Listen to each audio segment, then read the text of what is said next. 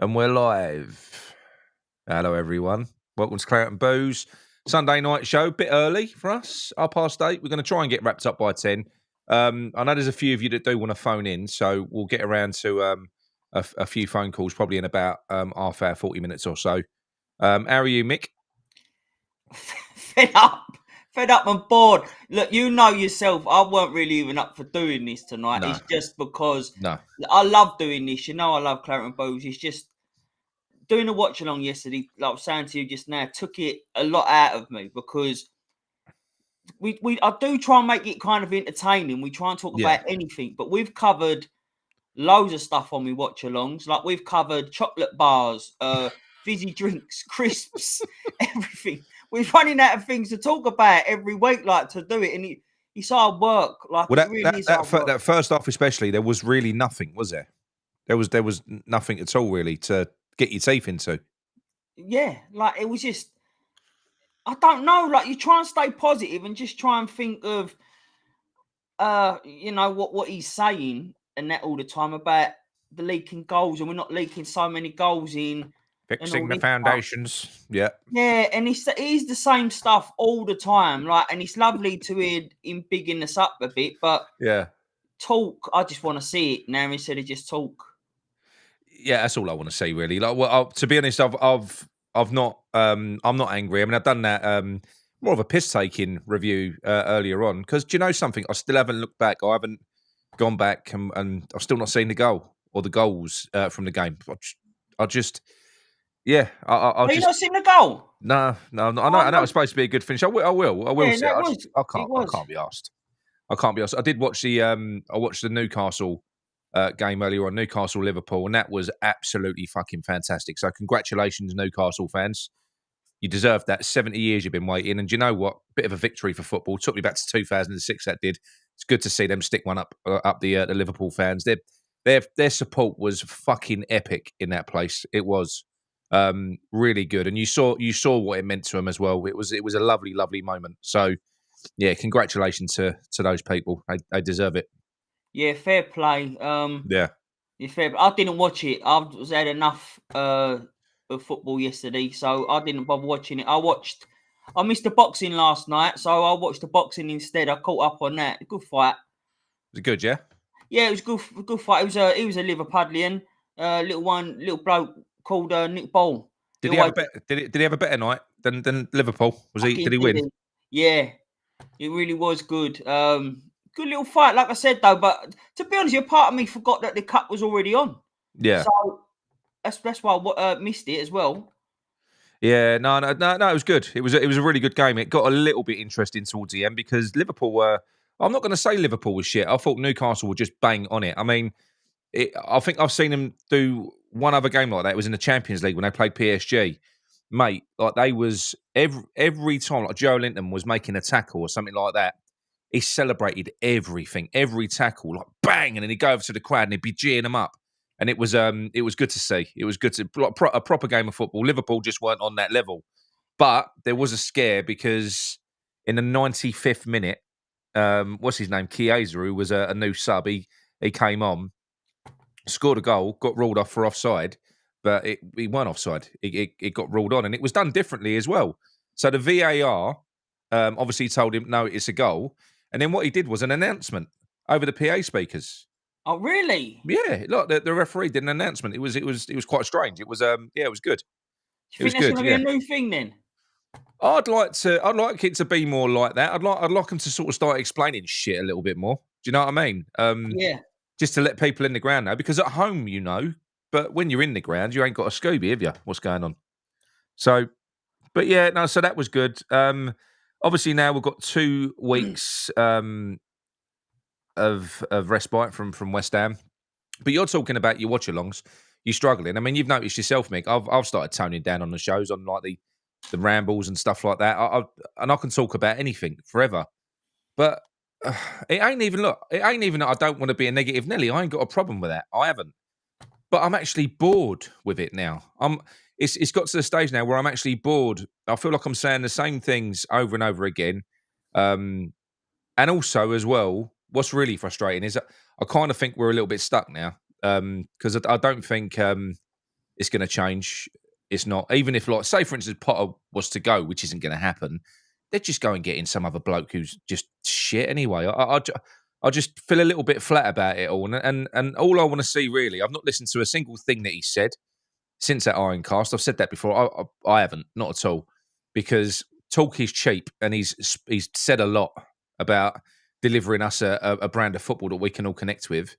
So yeah, he said all the right things, but do you know what? What we're seeing is the complete opposite of that. At a fundamental level, Mick, what we're seeing is nothing that any of us can get on board with. Not really. Even those that are being patient can't deny this is shit. No, I mean, I feel like I've been quite patient. I've gone with the same rhetoric that he's just trying to Fix the foundations. Yeah, that's fix the foundation, solidify the defence, get the team working, and that. And then it wasn't until that I watched the show that you did with Irish Tommy, and I said this on watching yesterday, and it's true. He's a seasoned professional manager. Like, it's not his first time in the Premier League. He knows what it's all about. He's a coach, so he would never really have his own players anyway. Didn't have his own players at Brighton. Didn't have his players at Brighton. He didn't have that. So you've got to work with what you've got. And on the basis of it, when you look at it, it's not a bad team. It's a lot better team than what it should be like in 17th or 16th, wherever we are. Well, look, that's not that one. But this is how he could have set out. That's how he could have set out the other day. Yeah, but you know, he won't. And to drop like Alvarez on that one. People saying he ain't got no other options. He ain't got no other options. This is what he's got. No, he's choosing to put these plucking players out there. Oh, cheers, Steve. Thanks, mate. Pew, pew, pew. Keith. Yeah, so Keith, sorry. It's just I don't know. It's just really hard to pew pew pew pew pew. It's just really hard to get on board with, because then when you see it the following week as well, and the lineup was not really surprising. No, it gets to you. It does get you down. You think, fucking hell, here we go again. Fucking hell, here we go again. And it was the same. Every stream that I do, I keep going, I've seen worse. And then we did say, Mick. Do you remember? We did say, Mick, that when we had this discussion about when Paqueta's back, which player is going to drop out of that midfield, and we both said it's going to be Alvarez. Yeah, course, and I know there's been a story come out to say that Alvarez has been ill. Bollocks. He's been the expendable one from the last 3 games. Played him out of position in the 10, not even in his natural position. He's the one that's come off after an hour. He was always going to be the one that came out. Thanks, Alec. Yeah, always. Cheers, Alec. Thanks, mate. We knew it was going to be. And Stephen Russell picked it up. So nice one. Stephen nice Russell. One. Welcome aboard, Stephen Russell. Yeah.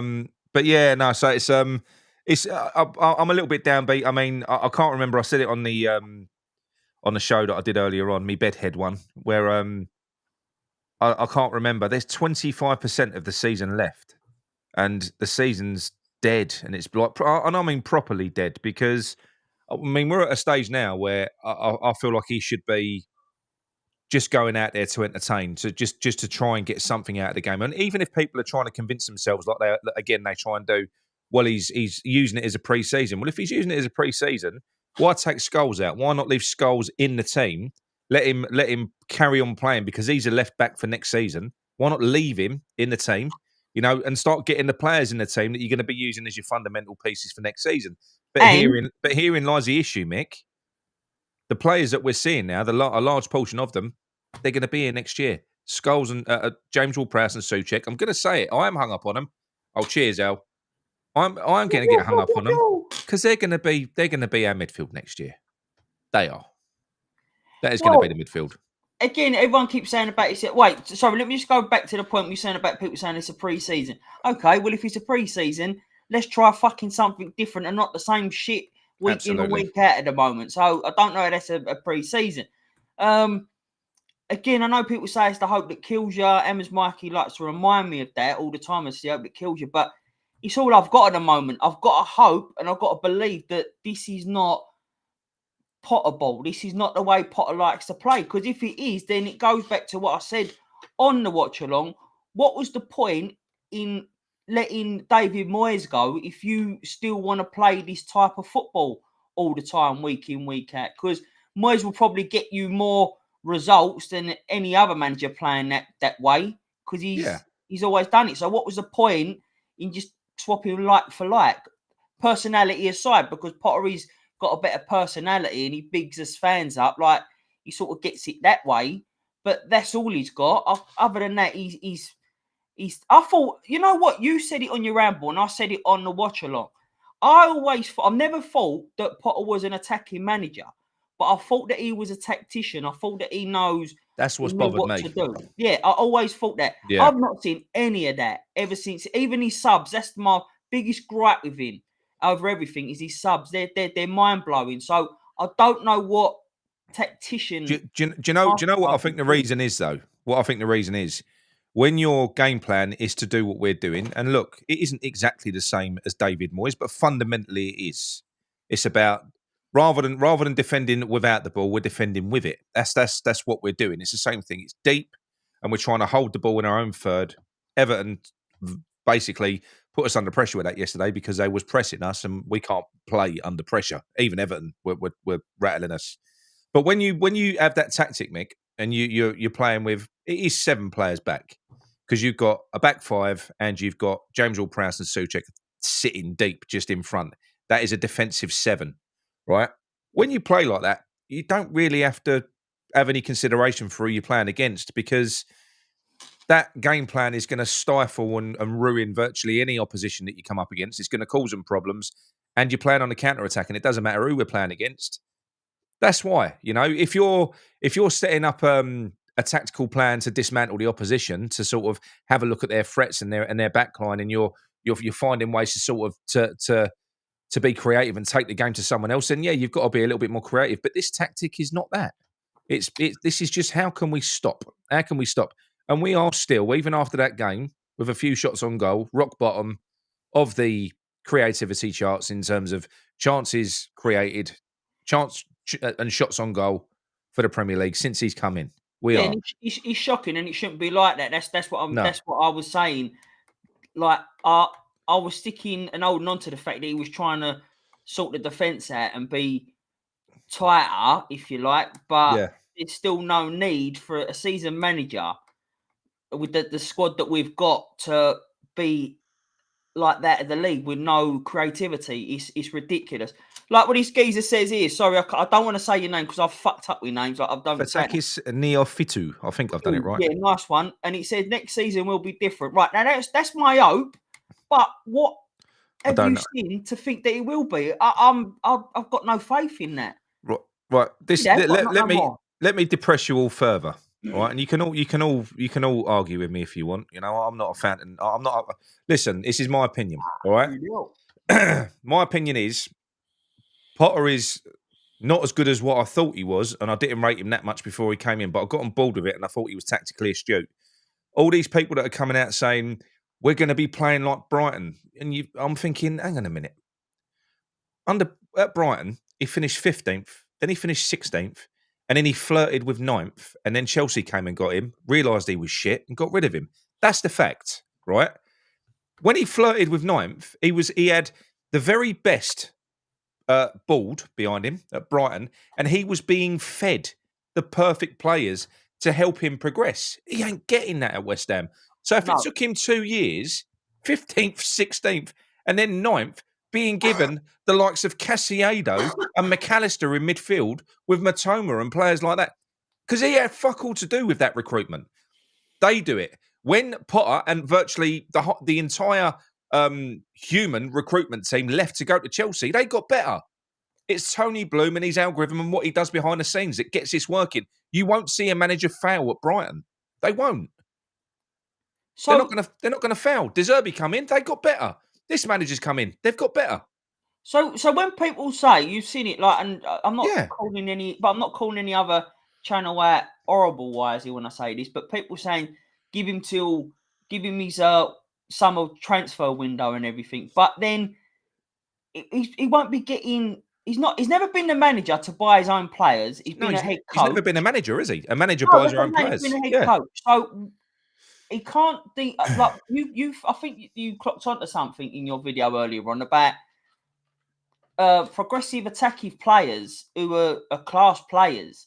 You don't know how to manage properly. You have to be sort of an all right player for him to make you look better than what you are. But if you are a good player, he makes you look worse than what you can be. If that makes sense, like it does in my head. But It does make sense. Look, he's got the ability here because at the moment, what he's doing is he's intentionally polishing the turd. When you're putting James Ward-Prowse and Souček in your team, you're having to polish a turd, right? That's what you're doing. But I'm going to keep on saying it. When you've got options like that you can put on a team, and I'm sorry, that's a world-class midfield. Right now, Ferguson, we've got to give him a chance. He's never going to get match fit and match sharp if he doesn't start. All this bollocks that he ain't fit enough to start, that doesn't exist. If you're on the bench and you're fit enough to come on for the last half an hour, you're fit enough to start a fucking game.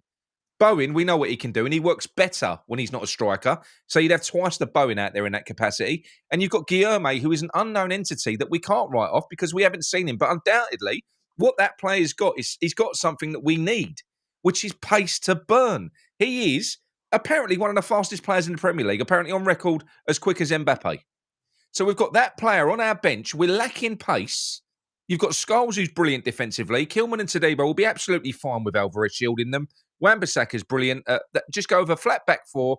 But what we're doing at the moment is killing Bowen. I know Bowen will always make the most of limited opportunities. I mean, it's like yesterday, yeah? Oh, cheers, Stevie Bell. It's like yesterday in the first half that I saw anyway before I fell asleep.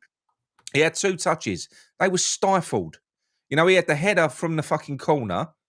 They're just getting nothing. They're getting... So it's not working. This is not good enough. It is not good enough. Yes, we're going to make it difficult. Of course, we're not going to get pumped. It isn't genius to sit 7 players in your defensive third and then go, oh, look, our defence has improved. That's not fucking genius. Lopetegui could have done that. Yeah. But he could have. Lopetegui, if they'd have just said to him, you're going to get sacked if you don't sort the defence out, go fucking low block and long ball.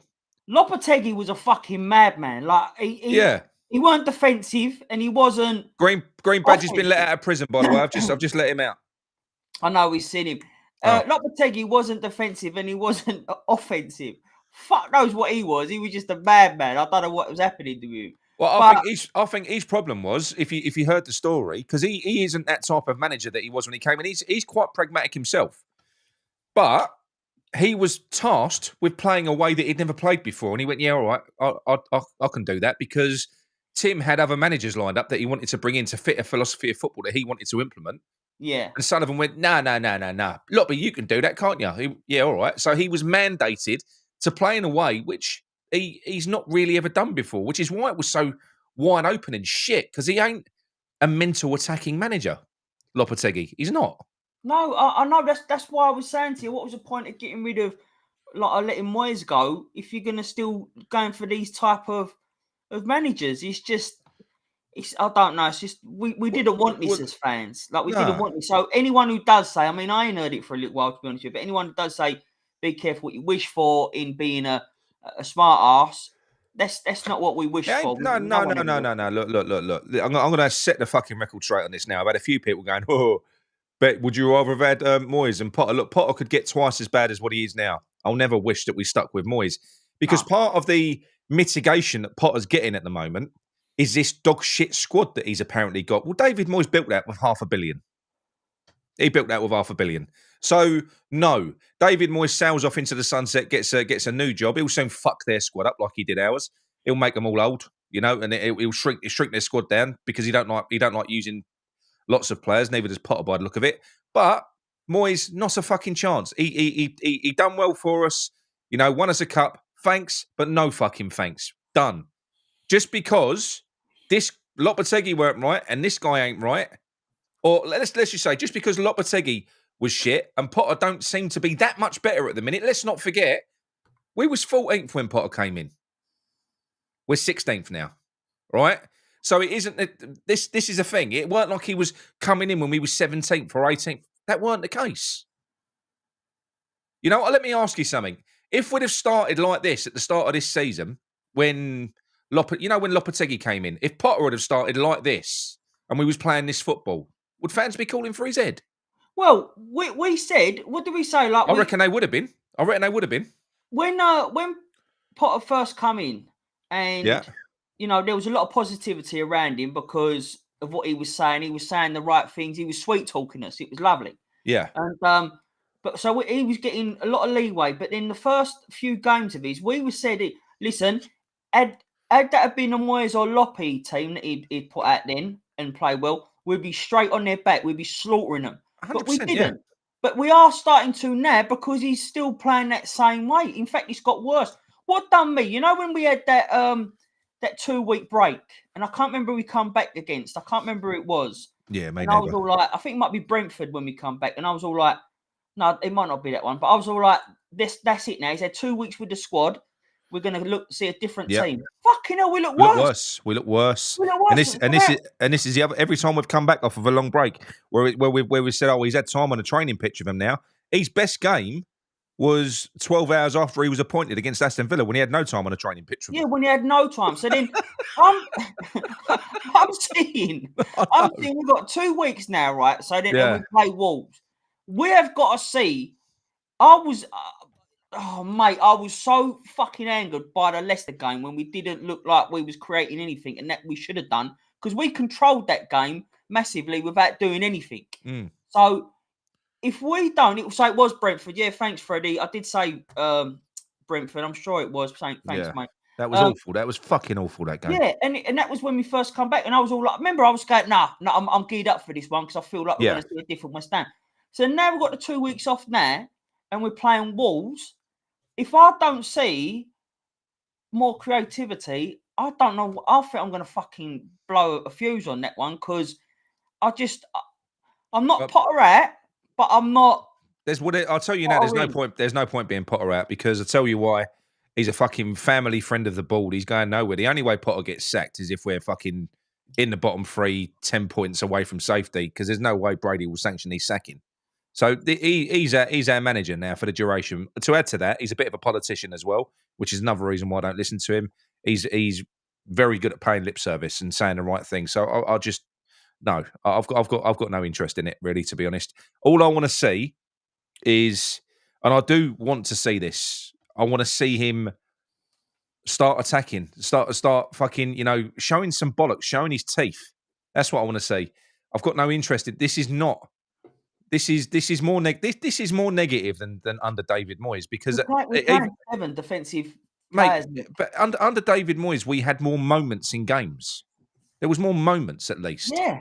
Yeah. I make you right. Like like Loppe and Potter of making fucking Moyes look like prime fucking Pep. Klopp. Do you know what I mean? No, yeah. Pep was just a thingy man, but Klopp was quite fast. So yeah, it's bullshit, really. Full of hope. Yeah. So I'm.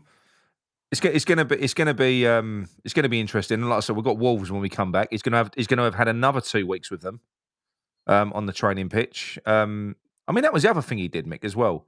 So in that break, do you know when you said, "Oh, he's got time with the squad now"?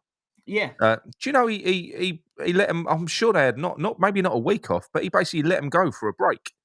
So the squad, they went for a. You're thinking, hang on a fucking minute, you've just come in. You've got to try and get your philosophy into these players. I understand being nice and well-being and all that fucking shit. I didn't know that. Yeah, no, he did. So I don't know. I didn't know that. I didn't know that.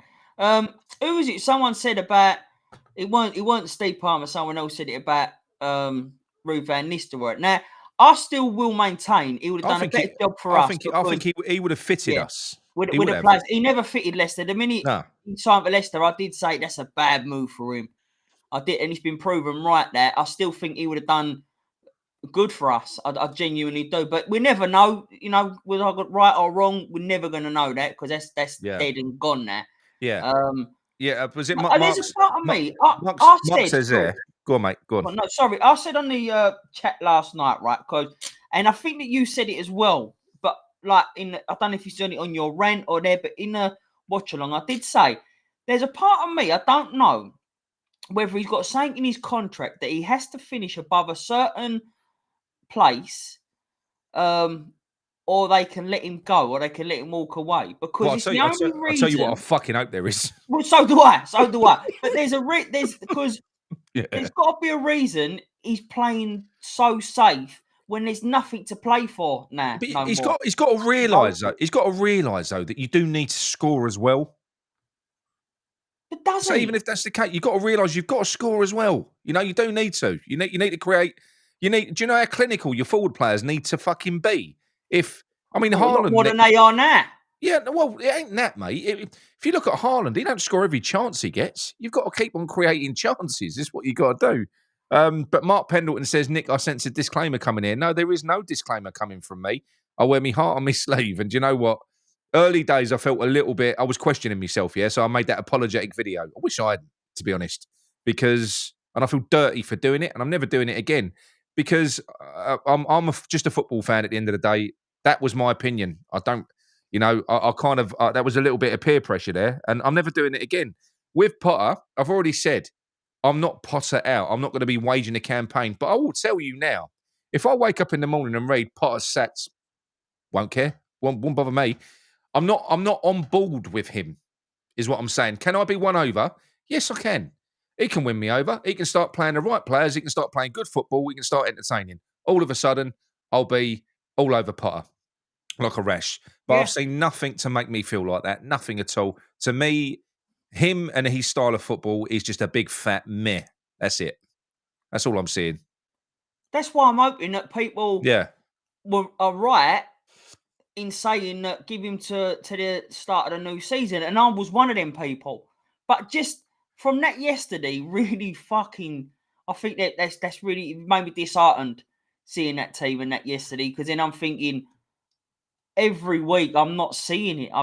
There's no like little bit of encouragement to say, okay, look, he's changing this a little bit. If anything, the team was fucking worse yesterday than it was the last couple of games. Like he took Scholes out, who's been fucking brilliant there. He's Brought put Mavropanos in. Mavropanos in, who someone might say, oh, you know what though? He didn't have a bad game. He done a fuck up for the goal. He lost his man. He nearly let another goal in towards the end of the game. So when someone said West Ham was unlucky not to win that game, mate, towards the end, we was unlucky not to lose that fucking game. Apparently, you can tell me because I haven't watched it. Apparently, what happened though, we scored the goal and he tried to defend it. Potter, we apparently we got very deep. We tried to close it out and we invited him on. That's what I'm told. Well, no, after that, he didn't make the subs he was going to make because he was going to take off. I think he was going to take Tadibo off. They were saying again in the 65 minutes, fuming about that. But then he kept them on, and then he made subs, and it was just he fucked up. He did fuck up Potter again with his subs and that. So yeah, he did go more defensive. But then again, how more defensive can you go when you're starting with 7 defensive players? It was just it weren't good. Like he lost the stat. I do believe that. I mean, you got the doghouse here. Can we not let him buy his targets? We're not letting him buy his targets, mate. We're not sacking him. You know, I haven't got any power. I'm just saying what I think. And at the end of the day, I'm telling you now, they're not going to be his fucking targets anyway. Because I've got something else to tell you as well. You know the Angel Gomez thing, yeah? Yeah. Well, I can tell you that this is where this is going, right? So the Angel Gomez thing, basically what happened, there was a deal on the table, been there for about a month. There was some negotiate. We could have had this done if we'd have paid Gomez what he actually wanted. We had stupid clauses in there, such as we was offered to pay him a big chunk of money up front, which you always give a free agent. But it was paid over a certain period, over the duration of his contract. And Sullivan wanted to insert a clause to say, but if we get relegated, then we haven't got to pay you. You're signing on bonus. So that was the sticking point. That was why it's been held off. Anyway, it was said that there was an agreement between the two of them that it was going to get done. But what's happened is the agent of Gomez has got the deal and he's gone to other clubs and said, will you match this deal or whatever else or improve on it without that clause? Anyway, the agent's come back to West Ham and said, apparently he's asked for more money. And Sullivan loathed. He was browbeaten into agreeing to what he agreed to anyway because he didn't want to pay him that much money. Bear in mind, I'm telling you now, it ain't even that much money. You're talking 100 grand a week and a decent signing on fee for Angel Gomez, right? That's what we was talking about. So it weren't even like the player was being greedy. Anyway, the minute the agent came back to Sullivan, Sullivan has pulled the pin and walked away from it. He's gone, nope, not doing it. Basically saying he should have been grateful we was offering him a deal anyway. That was Sullivan's attitude, apparently. So Angel Gomez at the moment is dead. That's not happening. That's a free transfer, Plus, he's probably looking at James Ward-Prowse and Souček in midfield and going, well, what do we need him for? He's a dream signing, Souček. Yeah. So that's him, and this is what I mean. So you're acting like he's going to get all the players that he first and foremost. I think Ferguson has raised massive alarm bells with me on Potter's talent ID. I never like it when people go back in for their old players. I don't, because I just think it shows a lack of fucking knowledge of the game outside of what you've done before. Look at fucking when Stighton went and got Fulkrug. I didn't like that either. So going out and getting this player with his injury record since Potter's left, with the fact that he was a little bit of an unknown entity, to make him your key signing, and apparently he still is. Potter is still dead set on trying to convince the club to make this deal permanent. The good thing is, so I'm told, Sullivan's got no intention of doing it. Sullivan has no intention whatsoever of making Ferguson permanent. Thank God. But there you go. So that is Macaulay and Potter's prime targets for January. That's all they wanted, with James Ward-Prowse, pulling James Ward-Prowse back.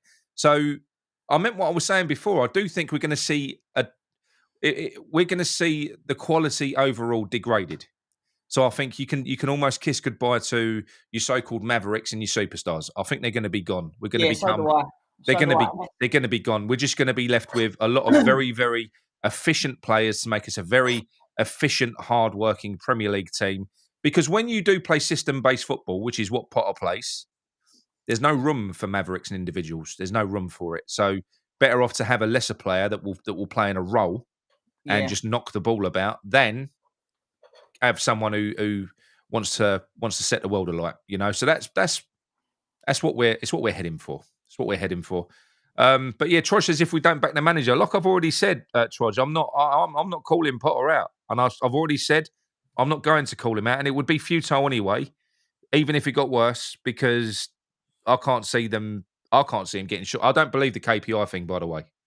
I don't actually believe it. So he's got a 2.5-year deal, isn't he? Yeah, I don't believe the KPI thing. I don't think he's going anywhere. I think he's going to stay. No, I don't think that at all. I think that he's signed for that 2.5-year deal. I think you're right in the sense that we're going to lose all their sort of flair players. Apart from Bowen, I can't see him ever going, to be fair to you. I just can't. Just for the Danny Dyer situation, she's a homebody. So Bowen is going to suffer in this Potter system. He's an inverted forward. He's not a centre. He ain't a 10. He's not a wing back, and he's not a striker. He's gonna suffer under Potter long term. He's gonna get. He really is. You're not going to get the best out of him. But the reason why, Rob, look, most of our Mavericks have been absolute dross this season and beyond because it's the system that we play. This is what we're talking about. They'll go because they can't play in this system. You'll get a lot of workhorses like your JWPs and your Součeks who are going to look half decent in the squad. They're not, though, but they're going to look half decent because of the way we're playing and set up football. The way we're playing. And that's all it is. So you get someone like Kudus and Bowen who do work their asses off. Kudus worked his arse off yesterday. No reward, no nothing. But basically, Mick, what happens is when the fan base are frustrated, they immediately look to what are our best players by a country mile and go, oh, they're fucking shit. They're doing nothing. They ignore the fact that there are 7 players, the foundation of that team, that is not designed to build anything. The whole idea of against Newcastle, his game plan was give it to Kudus and ask him to beat 6 players. Kudus done it a couple of times, put a couple of crosses in. But that was the game plan. Make miracles happen. We're not giving any of them a foundation. So this is why great players do also need to be played in the right system, and they need to be. They do. If you've got James Ward-Prowse and Souček underpinning world-class players, and there's going to be no progression in transition. That's why we bypassed midfield largely, and we was hoofing long balls to them. Yeah, look, Dog Ass, did Potter play this style with Chelsea or Brighton? I can't remember. I don't think he knew what he was doing with Chelsea, mate. He was like a fucking deer in the headlights. Look. To be fair to Potter, under Chelsea, it was a fucking madass because Yeah. he was getting player after player thrown at him. He was. He didn't know what to do. So that fair play on that one. Look, you don't blame me for Chelsea. Brighton, though, as Nick has pointed out at the start of the stream today, like he didn't. I think people have got off Brighton, but people have got this fantasy in their head about the amazing football that they used to play and how brilliant he was there. Go and look at the stats. Yeah, they didn't. They didn't. Even when before we got him, someone else brought that stat up about like he'd only got so many points in a season, and they weren't great. But then you think, oh fucking hell, do you know what I mean? What's going on here? But look, we got him. I think for the fan base at the start, it was what's needed, but now he's not progressed on the pitch at all, and he's getting to people. He's getting to me. He's definitely getting to me. And he's getting to a lot of people. It's killed me. It's took the wind right out of me. So I mean, I will say that's the first time in my life, and you've seen me be frustrated for quite a few years, haven't you? Yeah. On this channel, I've never ever genuinely fallen asleep through a first half of football before, and that's one of two things. It was boring, and obviously I just run out of fucks to give. I just didn't care, you know. Moyes and Potter. Fucking hell, that's a recipe for it's a cure for insomnia, isn't it? A cure for insomnia. But yeah, I don't know. What's this, Randy? Safe manager, defensive manager. What defines safe? Yeah, look, I don't know. I don't know really where we go from here. I've got no. If you listen to the club are quite clearly saying that we are skint in the summer. Now that means that we are going to be selling some key players. We know that anyway, right? So probably, I do think that we will be seeing Paqueta, Alvarez, and Alvarez definitely, because he's been, you know, he's not needed by Potter. You know, we're not just, you know, he's a spare part. So Alvarez will be gone. Kudus will be gone as well. I think that's the only way that you're going to see Somerville get back in the team. Now is the only way you'll see some of it, because say for instance Somerville was fit now. Bowen or Kudus would have to come out to fit Somerville in. They'd have to. It's as simple as that. You'll never see him drop that 7-man base. It isn't going to happen. Unless he did play him as a right wing back, but he's not gonna. But that's thingy spot now, isn't it? AWP, because I don't think you play him as a defensive, as a central defender. Well, look, this is a thing, right? Mm-hmm. So this is the thing. Why did Chelsea pay all that money for Potter? It was massive, right? So this goes to show you something. They paid a fortune to Brighton to release him from his contract, and he was getting £1 million a month on his deal. They fucked him off double quick. Double quick. Now, I know they've got a lot of money, but nobody likes burning money like that. They must have thought he was fucking useless. They must have. For them to have done that. Well, I mean, I said earlier on about they kept chucking player after player of him. Let's be honest. Players that they were chucking him were not shit players. No. They were big money players. So, and he couldn't handle them. So, how good a coach is he if you can't handle these players? I'm sure a lot of managers would love that opportunity to have all them players thrown at them. Somebody made a point, and they said, look, there's different. You need different types of coaches for different types of clubs. And what Potter is, he's a health and well-being kind of guy. You know, he's all about positive coaching and building connections with the players and looking after them and just being a general nice guy. And that's not me taking the piss, because in some environments that's good, but that is his style. He's just a nice guy, right? He's just a nice man. Yeah. But you know something? How many nice men do you see running top clubs? How many of them?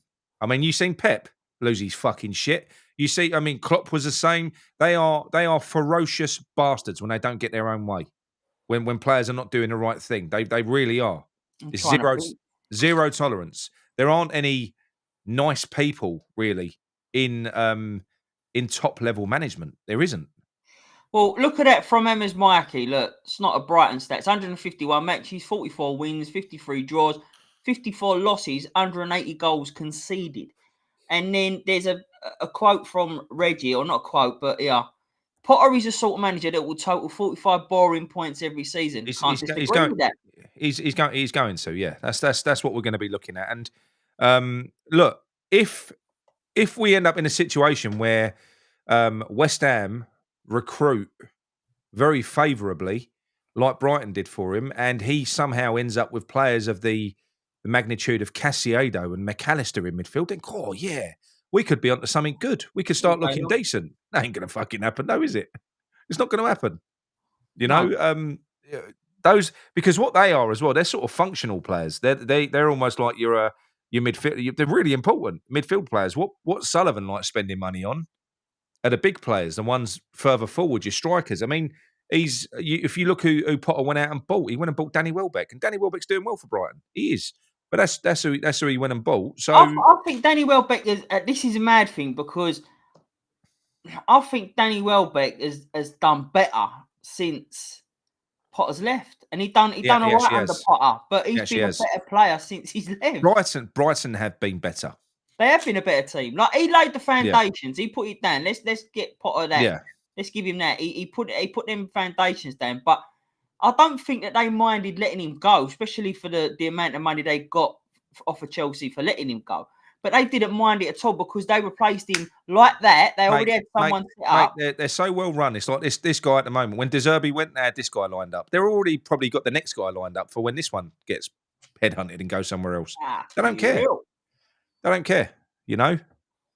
No, that's it. And because they're a well-run team, they've got someone to take over. And the thing is that they have done what we want to do, and they've brought progressive managers in. And yeah, it's just it's been. I'm really going to depress everyone now. Bearing in mind, this is the source that everyone laughs at me for. All right, but something he does get involved. He gets involved with a few clubs, and what he did tell me tonight was that I know he was all laughing at Tottenham earlier on, but apparently the replacement that's more than lined up for Postecoglou is Iriola of Bournemouth. And they're looking at trying to expedite that and get that pushed in before the end of the season now because fucking Ange is struggling like anything. So they're looking at trying to pull that through. Whether Iriola will do that and leave Bournemouth at the minute because of how well they're doing, I don't know. But yeah, that's where Spurs are going next year. They're looking at their two managers were going to be either Marco Silva, but Levy's not willing to pay his release clause. He's got Sullivanitis. He don't want to pay a massive release clause. But Iriola is the one it's looking like. Iriola's got something like a £2 million release clause. Yeah, because that was said when about us. That's who we should have fucking gone all out to get someone like him. Yep, I know. So that's who they're getting. Progressive manager. It's horrible. I know. Man United have got Amorim, who will be better next year. It's going to be a hard year next year. I'm telling you, because this season's been quite. It's been up and down. There's been a lot of teams that have been shit this year. If we end up in a situation, and I'm being perfectly honest, where the three teams that come up are not as shit as this lot have been, and the Premier League resumes normal service, and we're gonna be in trouble. What, next season? We're gonna be in trouble, mate. Yeah. Well, if we stick with this, if we stick like this, and the way Potter wants to play, definitely 100%, it's going to be a terrible season next season. We're lucky. I think not only us, like also Spurs and Man United. We're lucky that them three teams that are in the bottom right now, they're dead and buried. They're gone. Like they're making every other team, even Wolves, not sweat it really because they're not getting them points to stay up. No chance. No. Wolves will be. I mean, we've got Wolves when we come back. Obviously, Wolves are just off the back of a win. I mean, look, they're on the beach as well. I know they're closer to the relegation zone, but that bottom three are dead, mate, aren't they? Dead. I said it for a few weeks. Them three are gone, and they're dead and buried. Like no one's really worried. That's what I'm saying. We've got nothing to play for because we're not going to get relegated. There's not even a relegation scrap there to be had. We are too far in front of them teams for them to catch us. So, and like I said, even catch Wolves, they're gone. So, but we're lucky. And that's what I'm saying. We're lucky that that's been like, that them teams have been there this season. Spurs have been lucky. Man United have been lucky that them three teams have been that fucking shit. Oh yeah, the three of us. I mean, we've been like Man United, Spurs, and West Ham have been dog shit all season. But I mean, look, but Spurs are still in a fucking. They're in a Europa League quarter final or whatever it is. You know, Man United are also in a Europa League quarter final. They've still got something to play for. Their season ain't dead. No, those ain't. But as You know? is, we've got Yeah. nothing. So why not fucking show a bit of a bit of fucking give. Like, go for it. Instead of averaging 2 shots at goal every game, let's average 22 fucking shots at goal a game. Let's entertain the fans. That's getting less and less That's people exactly over it. that London Stadium right now. Every time you look at a game on the telly, it's getting less and less people in there. And it's fucking wrong. There is only one thing that will change the tax of this board, right? Me too, mate. And that is going to be a half empty London Stadium. And when I say half empty, I don't mean all tickets sold. And this isn't me cold because look, people will either renew their season tickets or they won't. That's what they'll do. They'll do what they want. But I think I know a lot of people that are not renewing now, an awful lot. So if they end up in a situation where I don't know, they get I don't know 20 or 30% of season ticket holders go, do you know what? Fuck this. I'm not renewing. That's going to make them think because they're not going to want a half empty London Stadium, mate. They're not going to want it. And then they'll have to start thinking, well, how do we put this right? How do we do it? Well, it is. You've got to be giving us the type of football that we fucking want. You've got to. People have been hanging on for this long, not because we're idiots, but because we always hope for more. We always hope that it's going to get better. I think what this last year has kind of certainly done to me, it's almost, in a sense, it's almost proved to me that we ain't going anywhere. That is bullshit, you know?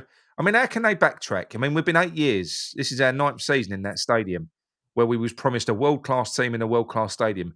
And do they really expect us to arrive back at square one with a manager that's going to be building a project and start stripping back the quality of player again? So we end up with an average fucking team. You know, they can't stop you can't. It's a fucking insult. It's an insult, really. You know, we never needed to leave. We didn't need to leave Upton Park to do what we're doing now. Just Fucking didn't no need way to. did we. No Didn't way need did to. we. But as we've seen, we get relegated at Upton Park. Still a full crowd over there. We've seen it. Won't be the case in that place. Fucking hell, will it? No. You won't even get. So what was Upton Park? 35, 37,000? They might as well close it up. They'll have to close it up the tiers, mate. That's what they'll have to do. No, seriously though. What was Upton Park? Was it 35, 37? 35. So 35,000, right? But so when we went down, you still had 35,000 going over there. Right now we're in a 66,000 stadium. If we got relegated, you still wouldn't see 35,000 over there because a lot of people that was Upton Park, they left, right? Mm-hmm. Like myself and that, we left. So you won't see 35. You'll be lucky to see 25,000 over there if we get relegated. Mate, so many have been alienated. You have to bear in mind that stat is harrowing. When of the 55,000 season tickets, or 50,000, I think it was, that was sold when we first moved into that place. Of the 50,000 people, 30,000 people no longer go. Yeah, that's what I mean. It's fucking bad. Fat Sam, dog ass, maybe. What's that? He said even up to the part we never played this. Fat Sam was boring. No, do you know? Was it more boring than this? I don't think it was more boring, but that was the closest it got. Hoofing the ball up to Andy Carroll with Nolan sniffing off of him was probably more exciting. I mean, Kirbishley weren't exciting, manager. No, that was bad. That was bad. Yeah. I weren't a Kirbishley fan. We have seen that, but the difference is, dog ass, and we always will bring it up. Everyone says, "Oh, stop talking about Upton Park." Fuck that. It was my favourite time of West Ham era at Upton Park, so I will never stop talking about that. But that was the difference, was the atmosphere, even going into the ground, the feel of it round it, the smell of it round it was. Mate, when the present is so bad, I mean, you're talking 9 years on now, and we're still stuck in the past because the present is fucking depressing.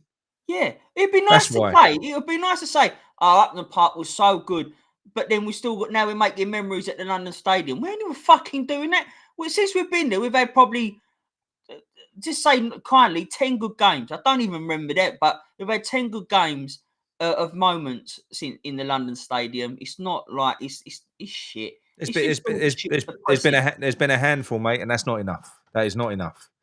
No, I'm saying it's just been moments. It ain't been. I love Bilic. Yeah, but again, they didn't back Bilic. Look what they did to him. When we moved into that stadium, all we needed was probably 2 or 3 quality players to add to that squad, and they diluted it with shit. Whenever we get on the cusp of looking like we're at that stage again now. We've got this and they are brilliant players, even though they've looked shit for ages, because they will in this team. Some of the players that we've got, if we were just to build on that and get a manager in that could fucking use them, and we're close to being a real top team, but we're not. We're going to slam the brakes on. We're going to go back again. Going to get rid of these ones. Yeah, we will. Patrick, I don't think we will. Won't get 30,000 over there. Yeah, but even that, mate, that's half empty. Yeah, That's it's half over. That's empty. over. It's That's gonna be over. dead. Yeah, that's under half. It's going to be dead, but people ain't going to want to go and watch that sort of football. People are not want to Yeah. watching it now. People No. are just not turning up no more because they're thinking, what the fuck? Why do I want to watch this fucking dross? I might as well watch it in the warmth in my armchair, eating my dinner while I'm watching it. Yeah, and look, I know there's an awful lot of people, and again, it's not. You're not wrong. You're not an idiot either. I'm not going to sit here and call you an idiot, even with everything that I've said today. For those that are backing Potter, of course I'm not, right? Because you know something, No. as West Ham fans, the only way you can possibly stay on board with this is if you do kind of hang on to the hope that it's going to improve, that Potter is the man, that it is going to get better. You have to convince yourself of that, and that don't make you an idiot. That just means that you're being resilient and you're keeping the faith. All right. It's just that I haven't got that. I'm afraid that's been sucked out of me. It's gone. All I can see now is this for what it is, and it's Yeah, not, that not got pretty. sucked out of you quite a while ago, didn't it? A few weeks ago. It was like, it's gone for me. I've held on to that, like Amanda and Happy Amaret, and they're still holding on to that. But I'm basically where you are now. I've just got one little tiny bit in me left, and that is to see Wolves, because we've got this 2 weeks break. Let's see how we play against Wolves. But even that is me hanging on to something that I have no faith in going to change. I really don't. Mate, we're all fickle. I'm a fickle fan. You know, if we come back and we have 2 brilliant games next, I'll be happy as anything. You know, I will be. But this has been. I can't see it. I can't see it. I think the guys so cautious, and I mean like so pragmatic. It's painful. You know, it's and that's why I call it cowardly football, because you just got no bollocks. Do you know what I mean? Just give it a go. Don't be so fucking scared of conceding. Entertain us, Potter. Fucking Yeah. entertain us, you fucking bug. Right, you taking any calls? Yeah, let's do that. Right, let me set my phone up. Not yet, everyone. Let him sort it out. What we got in the chat? Why can't We're not doing player ratings because I didn't watch. I didn't really watch the what's game. the point? It's fucking hard graft. It fucks me up doing that. I actually believe there's a fucking gypsy curse on West Ham. No, there ain't a gypsy curse. We've got a pair of absolute wankers running this club, and that's always been our issue. It's not a gypsy curse. It's a fucking hang on. Yeah, the worrying thing is that you look at every other team and they're getting better, like your Bournemouths and your you don't get to they're stand still. overtaking us, your Villas and that. So they've progressed. Look at Villa. I mean, when Gerrard was in charge, they should have been looking at us thinking we need to be there. And who was it? Was it Moyes when it said we're looking at Villa and we want to be where Villa are? Fuck, we was above them fucking season before, you Stotty bastard. Yeah, yes, it's ringing.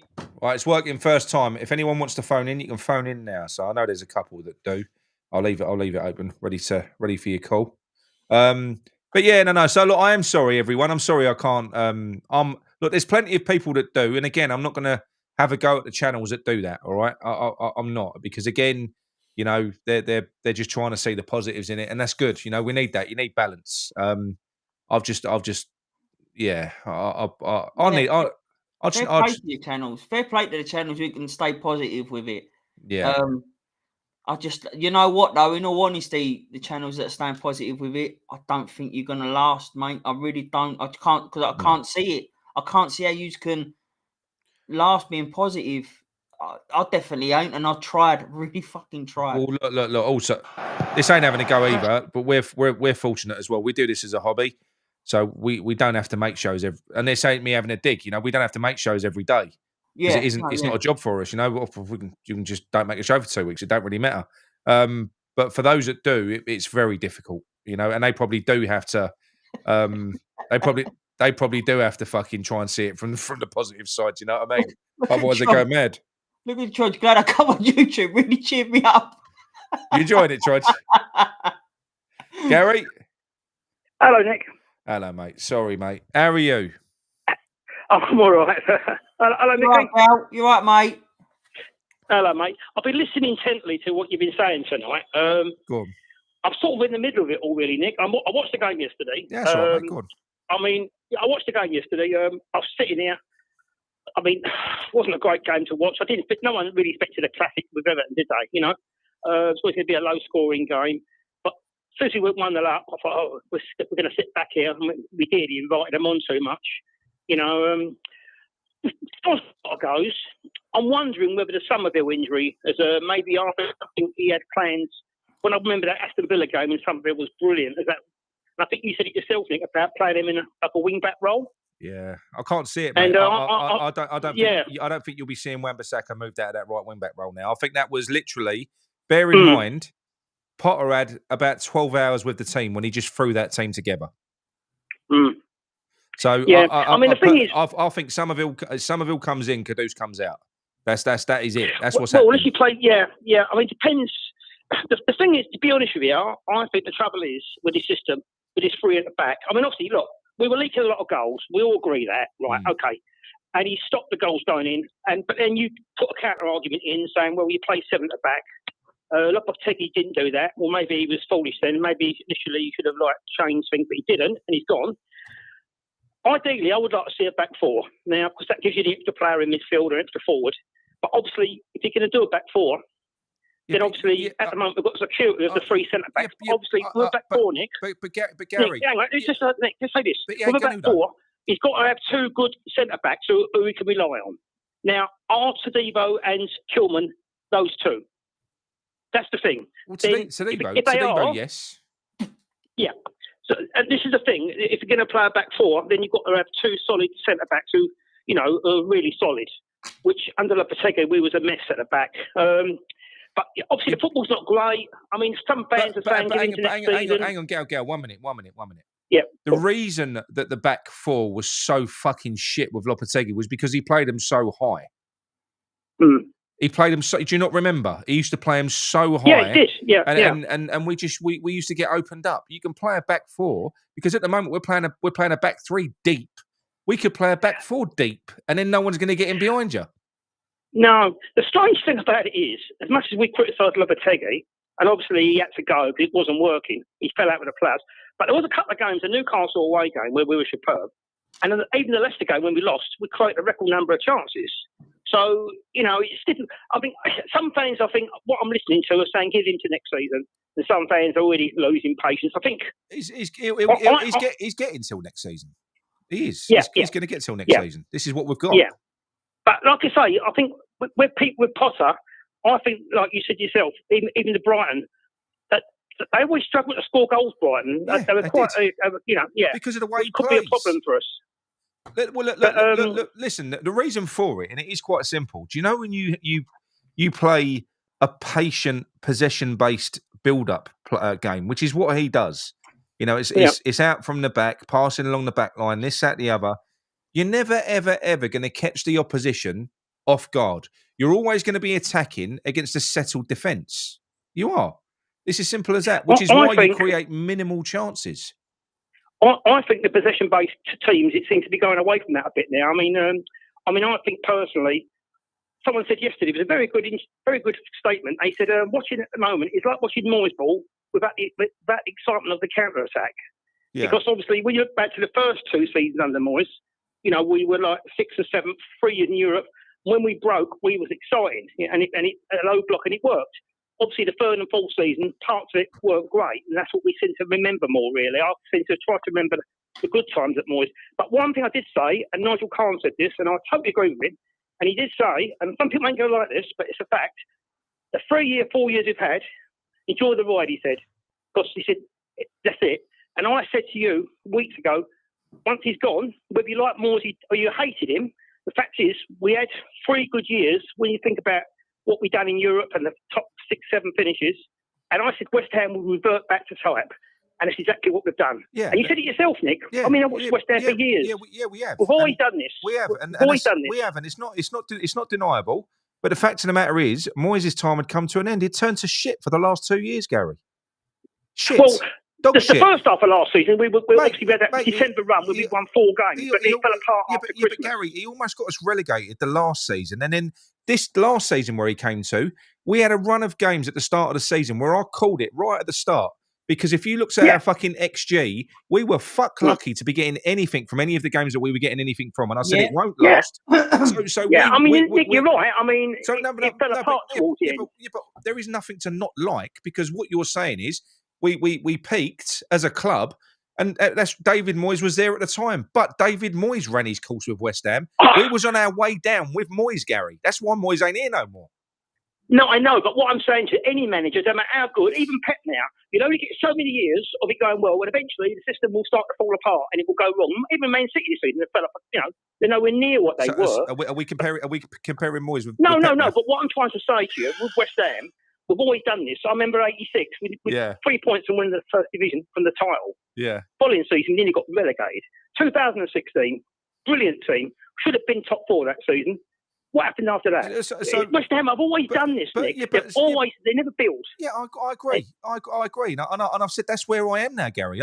I've reached acceptance. I've said I was full of hope. I was miserable with David Moyes, but I always had the hope that we would recruit and move on and get better. They proved with Lopetegui that weren't going to happen, and they've proved again with Potter that again it ain't gonna. So I said I've reached acceptance now. We're fucked. I see a comment there from David Forsyth. David Forsyth, and sorry, Mick, and he just said that I've always said this, that Bowen and Kudus will flourish in a counter-attacking team. And at the moment, playing these 2 up front, it ain't working. You're not getting either of them in their best positions. So but it's all right.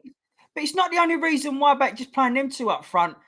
It's okay doing that if you've got other players around them that can feed them the ball to give them chances. We're creating fuck all because we're playing with 7 defensive players and then opening trying to get something on the counter attack. But we're not even doing that. So it's just shit. It's a defensive football. Listen, we've got this problem in midfield, haven't we? We've had that for a while now. We know that we haven't got the legs in there.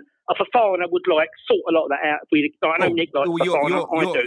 Your man Moyes didn't want him, Gary. He got James Ward-Prowse in instead. No, he didn't. That's why we ain't got him. No manager, every manager, no one gets it right.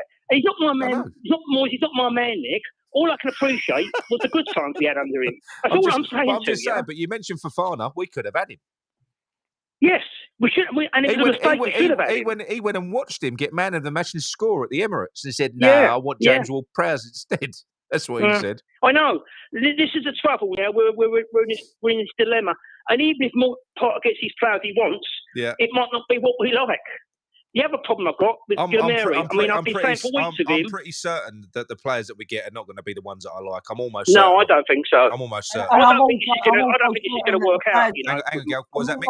I'm also certain that the players that we get are not going to be picks from Potter. I think that they're not. He's there for a coach. He's there as a coaching role. It's going to be the players that are given to him.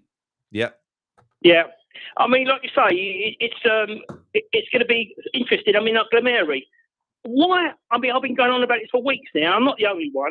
I'm so frustrated with this, Mick. You know what I mean? Because the boy, we're all saying we lack pace in the side. And he's the quickest player at the club. He ain't getting a minute. I know he's not, but why is he not? Is he not good enough or what? He's good enough. Yeah, of course he can, mate. Mate, have you seen our team? Right?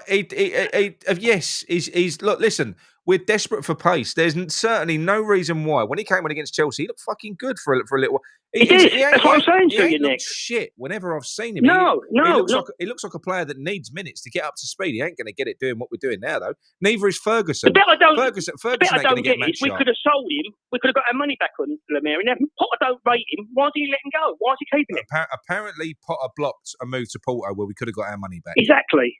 Yeah. Don't know. Yeah. Then why would you block when you're playing away from up. Sorry, Mick. So why would you block that and not play him? It makes no sense to me. No, I know. Doesn't make a lot of things don't make sense, Mick. I mean, like when you're playing away from home and you're 1-0 up and the other team's coming on to you, one thing you want is a bit of pace in the side where you can hit the ball over the top and catch him on the break. And Gilmeri would have given us that yesterday, wouldn't he? Well, I mean, not the way that we've been playing, mate, because we've not. Do you know what? They've been putting Bowen and Kudus up front, who have got the pace to beat a fullback, but the types of balls that we've been giving them, big, long, not no. balls into the channels, balls that the big fucking fullbacks and defenders can feed off. Two big centre halves, They yeah, can feed off yeah. of. They ain't even got a fucking. Yeah. All they got to do is lean over the top of them and nod it down. They ain't got to do fuck all. Tusky and Braithwaite, you know, they're going to win them balls all day long. Yeah. So the trouble is now is we've either got to go to a back four next season, or if we want to play this three at the back, then obviously you've got to sort the midfield out, and you've got to, be able to have legs in there, and and then you've got to decide with Kudus and lots of Paqueta, is how you're going to. You've got some of it to come back as well. It's difficult. It's trying to work out. Because if Potter wants to play you as Suchek and Ward-Prowse, Nick, we're not going to do it, are we? Does he want to play? Yes, he fucking wants to play him. Mate, they are our that's our midfield now. So that is why we will never be a good transitional team, ever. We're never going to be a good transitional team. The only way you're gonna get any joy playing that way is probably by what I'm told they did with Suchek in the second half. They pushed him further forward, because if you're playing wank ball and you're hoofing balls further forward, you do need somebody who can get on the end of something and be a bit of a goal threat. So Suchek's useful in that capacity. So that's probably why we was more effective in the second half. Because do you know what? I would like to know though with Gameri. I would love to know, because I'm going to be gutted if we sell him and he comes good, because I think he will. But I'm going to be gutted. Someone at the club must know. There must be a reason why he's not playing Pickett. Now we don't watch him in training every day. There must be a reason, mustn't there? Look, personally, I don't think there is a reason. I'm going to say, good night. I don't think there is a reason. I think the reason is pretty simple. Potter's literally, he's got his favourite players now. He's got his team. He is. I'm telling you, this is his team. That he's the other thing I don't understand is when he come in, it's like he's hung up on Mavropanos as well. He wants Mavropanos in that team. He does. Maybe he thinks he can improve him. He does. He wants him in the team. Yeah. The thing is, when Potter first came in, we weren't safe from relegation. We are now. We're lucky this season. Spurs, West Ham, Man United, Wolves. We're lucky there's three really bad sides that they're going to go down. That won't happen again next season, I doubt. It's not going to happen every year. It won't happen every season. Yeah, no, that's right. That's right. It's not. But the thing is, I mean, now we are like 16 points, 17 points now. We're 17 points clear of Ipswich or Leicester, whether it is, right? Yeah. 17 points. Right? He stopped the goals going in. So why doesn't he try and be a little bit more progressive now? At least try to, it's not like we're like looking over our shoulders, and obviously, you've got to put the club first and you've got to be safe. You've got to be in the Premier League next season. But why doesn't he now? He stopped the goals going in, and he's also like, he's got big points margin now. We're not going to go down now. So why don't he now at least try to be a little bit more venturous? Right, you just said that, Gal, right? And that's what I was just saying earlier on. I've been saying it. The season's dead, so why not go for it, yeah? But then you've just said something, right? You just said something. You sorted the defence out. Now, I didn't think about this until just now, as soon as you said it. He's playing with seven. Yeah. He's playing with 7 defensive players, right? So he's pushed everyone back, if you like. Now, if he was to be more progressive, I think that's just a filler. I think he's filling over the cracks at the moment. So if he was to put more attacking players on, then the defence goes back to leaking goals, possibly. I don't know if he's got. Yeah. I don't know, but I don't know if he's confident enough that he's sorted out the defence in the sense that because anyone. It doesn't matter now. Even if we lose a few games, we're not going down there. I don't care. We finish 16, 15, 14. I don't care. That's what I'm pushing for. I don't care. Unless you're going to get a Europe. Go for it. Make some more. Chances. Create. I think my only mitigation of that, Mick, was that we were so poor against Lopetegui because it was tactically. So that back four, I think they look so shit, mate, because they ain't got no pace, and he played them so high. Yeah, but Potter don't play high, so our backline not high, so no one's going to get in behind them. Saying that, Gav, you watched the game yesterday, didn't you? Yeah, I watched it. Yeah. Right, so you watched the game. So there was a couple of times where Tadibo and then Kilman were our most forward players apart from Bowen. It was them two that was playing like the wing backs. Did you see that? Yeah, I mean, I noticed him wandering up a few times, and I didn't get that. Like Kilman put a great pass in. Don't get me wrong, for Bowen when to have that shot, he did. But it was weird seeing Kilman and Tadibo playing further up the pitch than Emerson and Wan-Bissaka was. Like I said, Yeah, they it's was odd. most further forward than Bowen, apart from Bowen. I mean, Mickey, look, I was going to say to you. one second, Gary. Go on, Nick. What Chrissy says here is completely bang on, and this is why, and I will never not get over Jedward in midfield. Games are won and lost in midfield. That is a fact of football. Yeah, that's a fact of football. You might have the odd anomaly where you play with no midfield and you just launch over your midfield and you'll get a couple of smash and grab goals. But over the course of a season, you need a fucking midfield. You do. And how many years has that saying been said? How many years? It's football. It's true. Yeah. And the trouble is now, there's nothing we can do about this. We've only got the players we can pick from what we've got now.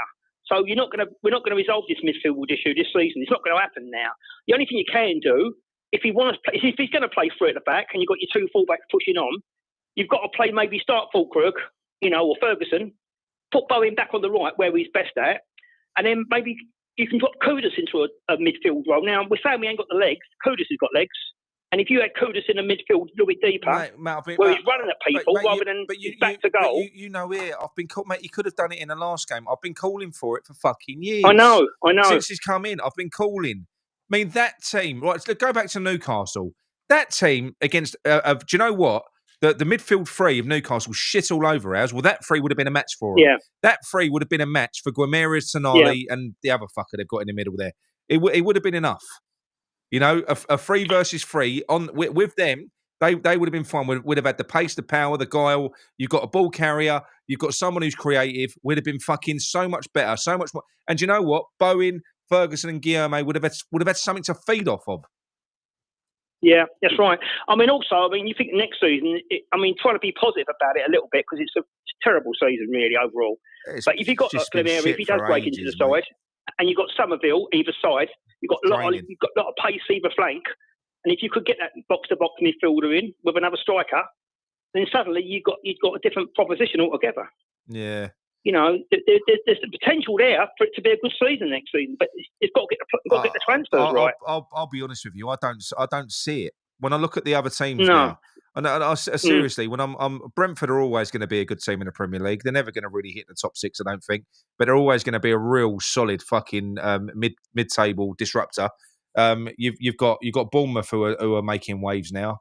Pretty certain they're well run. So probably like Brighton now. When Fulham are Forest. Yeah, but when Iriola goes, they'll probably get somebody else in to fit into what Iriola's been doing. You've got Brighton, you've got Fulham, you've got Newcastle going to step up next year. Man United ain't going to be as shit with Amorim. They're really not going to. And you've got Tottenham who are likely to have Iriola next year. We ain't going to crack that top 10 with a bloke that has no bollocks. See, this is the trouble with the West Ham fan base. Yeah, but the thing is, you need bollocks to win in a sustained way. You need to be able to be brave to go out and actually make an effect. Yeah, you can be a cautious, pragmatic manager and keep yourself safe, but that's all you're looking at. You're looking at being safe. That's it. The thing is, we all agree the midfield is a key area, and we all agree at the moment we haven't got the personnel to play how we would like to see us play. So that's a fact. We agree to that. But the thing is, obviously, we have got the personnel to play how we'd like to see us play. I've just put the graphic up. We have got the personnel. We have got the personnel. I'm talking about this early on. We've got the team. It's what I'm saying to you. How can we go from saying he could do this, this, and this to you now saying we ain't got the personnel to play how we want to play? We have. I put the fucking graphic up. No, but what I'm saying, he's not going to do it though, is he, Nick? No, he won't do it. No, but we've got it here. So basically, I'm not disagreeing with you. I think I agree with you, but I'm saying being realistic. I'm trying to be realistic about it. What team to actually work?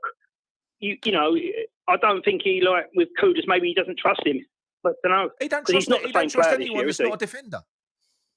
No. Well, this is the trouble with West Ham now and the board. The trouble is the fan base is very split on how we want to play. There are some fans out there that just want to win the games and be around the top 6, not 7, not hanging about where we are now. This ain't going to get. And there's other fans like yourself, Nick, that want to be entertained. I'm telling you now, this type of football with this manager ain't getting us top 6 and 7. No, I'm not. That's what I'm saying to you. It's not. But you look at Nottingham Forest this season. They're playing a low block counter-attacking game, and they're third in the league. Yeah, but they're attacking brilliantly. Yeah. which is how we was in the first couple of years under you know who. But we're not now, obviously. You know, it fell apart towards the end. It's a shame, but it did. But I don't know. I just think like we've all agreed the midfield is a problem. We've been saying it all season, haven't we, really, Mick? You know, the midfield is a problem. And he's getting the right players in. Yeah, but for us, but you keep saying get the right players in, mate. You're thinking that Potter's going to change James Ward-Prowse and Souček. He fucking ain't, mate. I made a bet with Brian Flowers, and I'm not going to forget it. It's 50 quid if I win, and it's $50 if he wins. And that is that James Ward-Prowse and Souček will start the first game of next season in midfield. Yeah, I had the bet with 100%. 100%. They will, yeah. I can see Souček going to. I can see Souček going to Everton. No, I think Moyes will get him. Mate, they don't. They're better than him. Did you not see him? The players that they've got there, he's not needed. Yeah, no, but you say that, but he comes up. You know, goals are a priceless commodity, and for a midfield player, he can get the double figures. Put him in that midfield and take one of them out. Who are you going to take out? You know, who are you going to take out of their midfield to put him in? They will, all of a sudden they'll lose their dynamism, and they've been brilliant since Moyes has been back in because they've got dynamism in midfield. That's it. You take one of them out and put Souček in the middle, the whole team changes. Well, this is what I was just saying to you. This is a problem, you know, like the way that you would like to see us play, and our manager sees it. It's two different things, I suppose, you know. And the fan base is, I've watched a load of West Ham fan shows, and his fan base is so split, it's unbelievable. You know, it's just the fans are so split with how they want us to go. I knew that Potter was going to do this to the fan base, by the way. That was one of the things that I said. I did, didn't I, Mick? I said this. I said when Potter before he came in, I said he's going to be on a hide into nothing because it isn't going to take long. And bearing in mind, I've wanted him to he's got the tools there. I've wanted him to succeed, and I want him to succeed. But you know what? These stubborn bastards, they just do what they want to do their way. Yeah. And it ain't going to be swallowed by a large portion of the fucking fan base. It's not. Well, one last thing, Nick. I was going to say one last thing. The West Ham board, I've noticed, since Bilic, they seem very loath to actually go in for a really attacking manager, don't they? Yeah, they're just so scared of dropping out the league. That's the trouble. Out the Premier League. That's what they're obsessed. That's what they're terrified about. I think with what you can see from the league at the moment, I mean, I think the best the way that we're looking at playing at the minute. No, I don't even think we are. We're a bit of an anomaly in the Premier League, yeah, because what this is doing is this is turning people off because you're going, oh no, possession-based football. I'd rather do counter-attack. It ain't one or the other. You can play attacking possession-based football. You can be a team that plays on the ball but in an attacking way. Fast. If you've got fast players that play on transition in the middle, possession-based football is fucking good. It can be fun. It can be attacking. You know, it isn't one or the other. Yeah. What we've got is... But obviously you need to, whatever system you want to play, you've got to have the right players to play it. We've just got a defensive manager. We're now defensive with the ball, and we used to be defensive without the ball.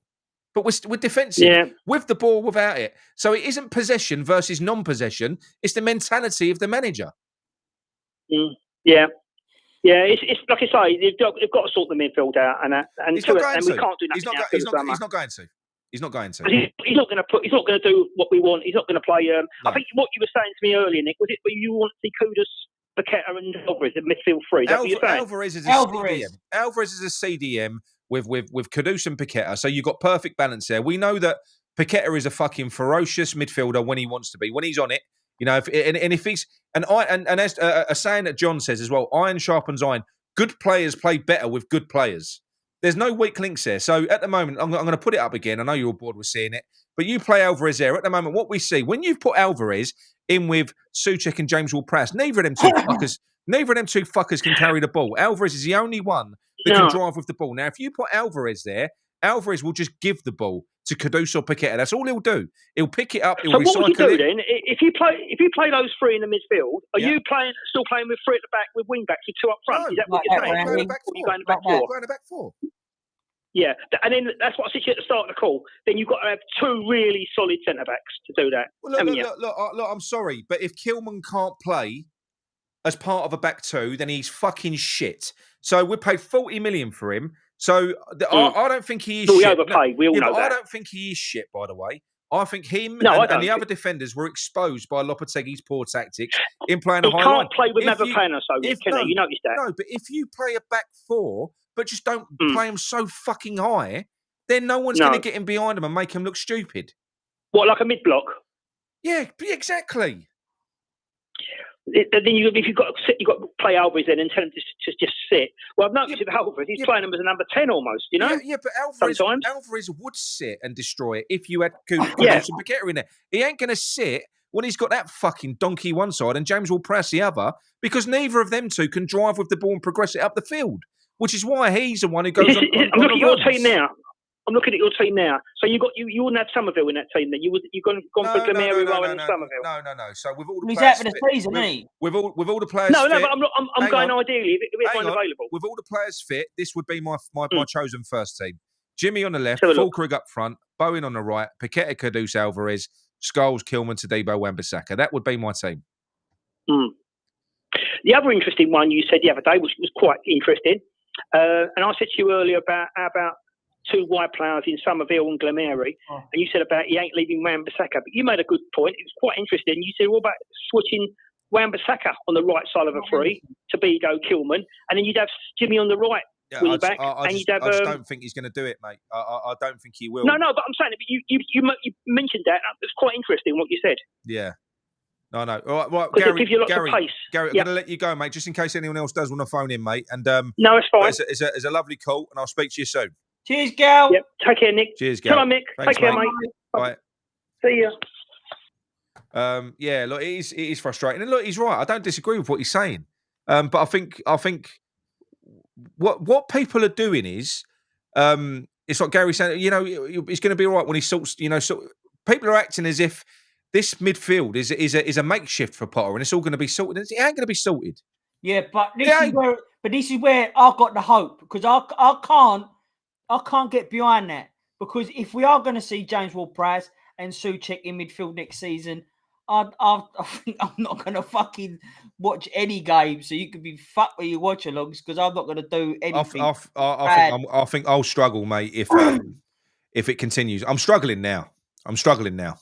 See, Trudge said that with your midfield, he said earlier on, with that midfield that you put up, we'd be exposed because Kilman's too slow. They wouldn't be pushing so far up, Trudge. Like, yes, they wouldn't be pushing this is what we're saying. Lopetegui played them on the halfway line. Yeah.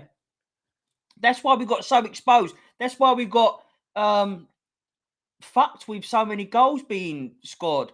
He pushed them so far up, it was ridiculous. Yeah. So if you sit them back, that's what I'm saying. Central defender, leave them there. It ain't rocket science, is it? Really? Yeah, it really ain't, mate. It really play ain't. a fucking player in their position. Done.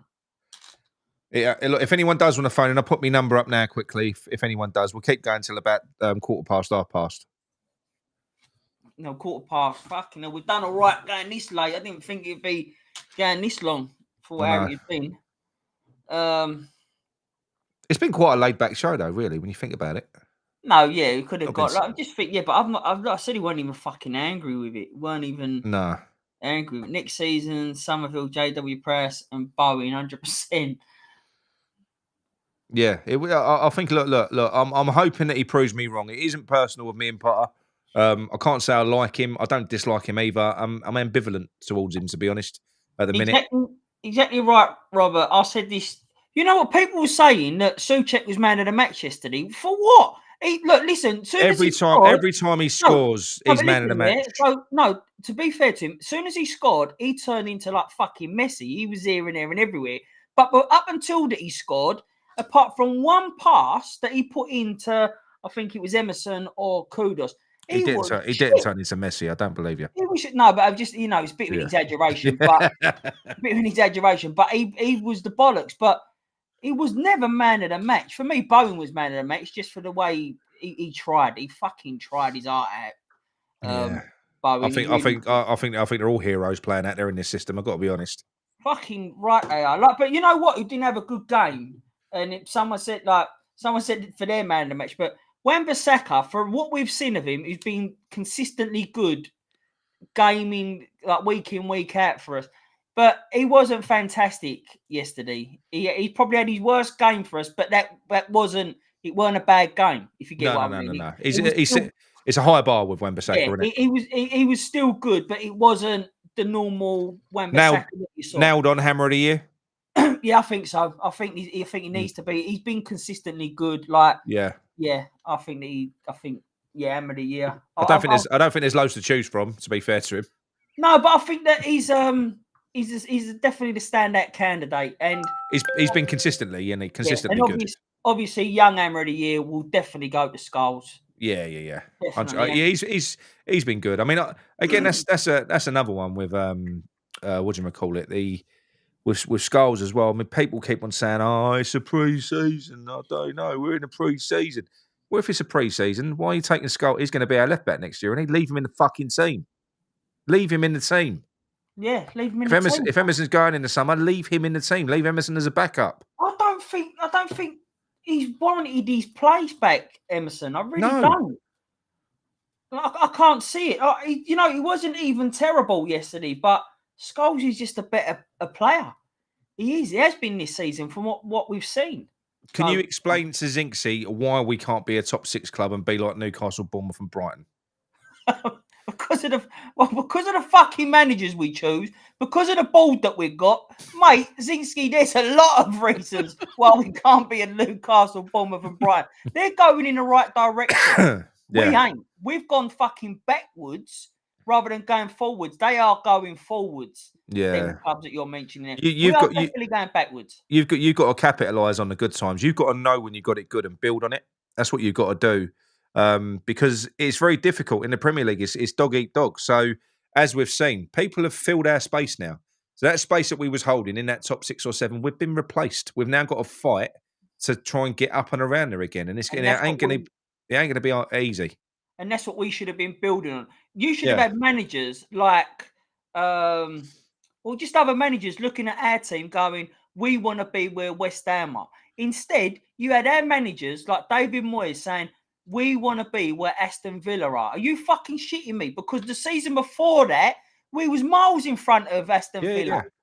So why would you say that? Someone said back in the chat, have Souček as a centre forward. Do you know what? I wouldn't mind him as a centre forward. Because it's the one thing he's good at. He can sniff out a chance. He's got a decent finish, and he is a presence.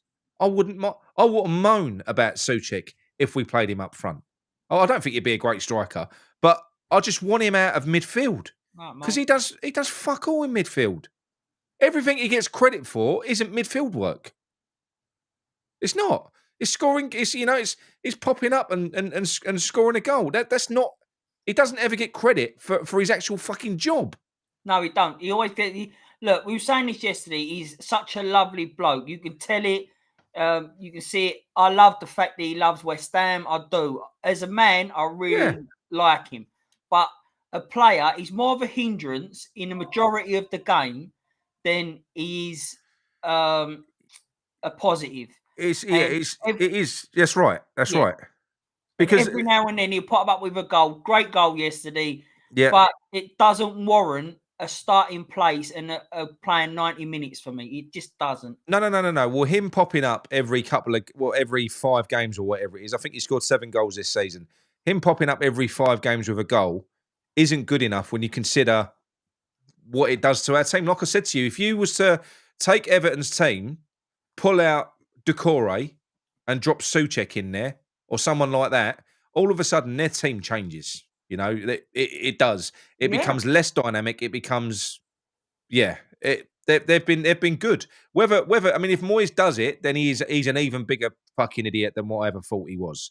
If he goes and buys Souček for their midfield, then fucking hell, that would make me laugh. It would. But that is a total Moyes signing. We saw it, especially in his second stint at West Ham. In his second stint, like David Moyes, that we were playing. Go on, take the call. No, I'm not taking that because it's withheld. Oh, well, anyway, so with David Moyes, we see in his second stint that he was playing attacking football. No, withheld numbers. Attacking-ish football. Yeah. In the COVID era, we was quite entertaining, really. But then he reverted back to tight. So then that's what I believe Everton fans will see this, that he'll play like the way he's playing, but then he will revert back to type and boring, and he will get players in like Souček. He might even try to finally get his who's the old Man United bod who went Italy to McTominay. He'll probably try and get McTominay for you and play him as that role. You know what I mean? I'm just saying that's the kind of players that he will choose. But at the same time, they're the sort of players that Loppy was looking at and now Potter will be looking at. It's the same sort of fucking manager. We don't want them sort of managers. Well, I certainly don't. No.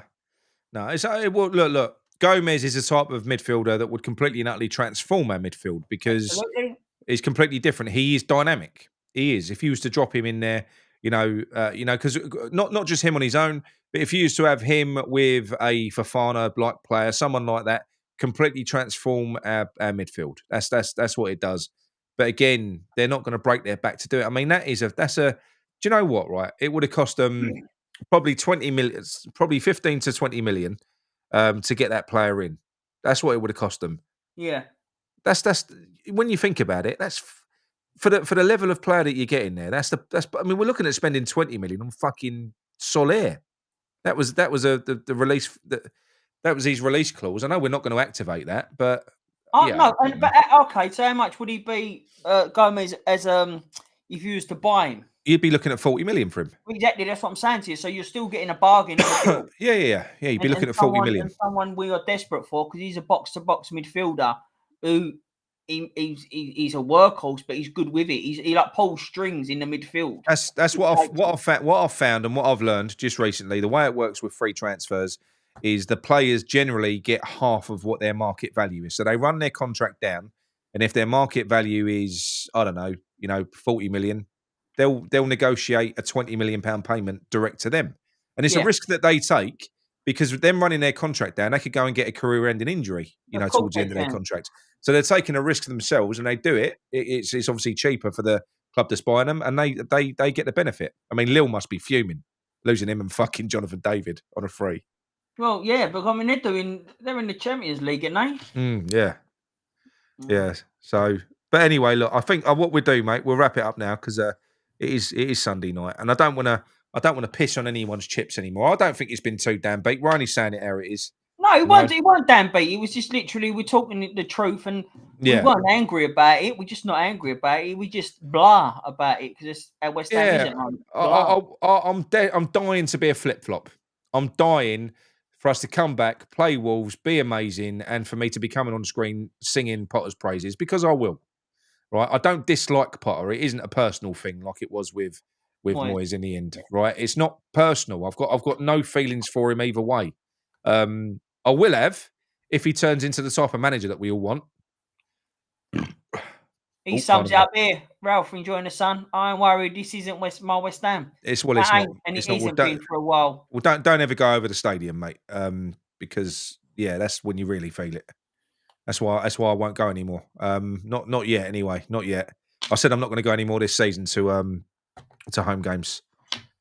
I just find it really upsetting. That's the feeling that you get when I was in there for that Brentford game. You sat there and you start the realization that fucking hell, as he says there, this ain't West Ham. No, Thanks, Randy. Right. Anyway, that is it. Mick, thank you very much. Thanks everyone in the chat. Thank you for the super chats. Thanks for watching us piss and moan for another hour. Thank everyone. Cheers, Gary. Joining. Right. What we'll do, Mick, we'll have to say goodbye, and then I'm going to wait 5 seconds and then end the stream to see if it don't cut us off. Right. All right, go on then. So what we're saying. See you later. Night, everyone. Come on, you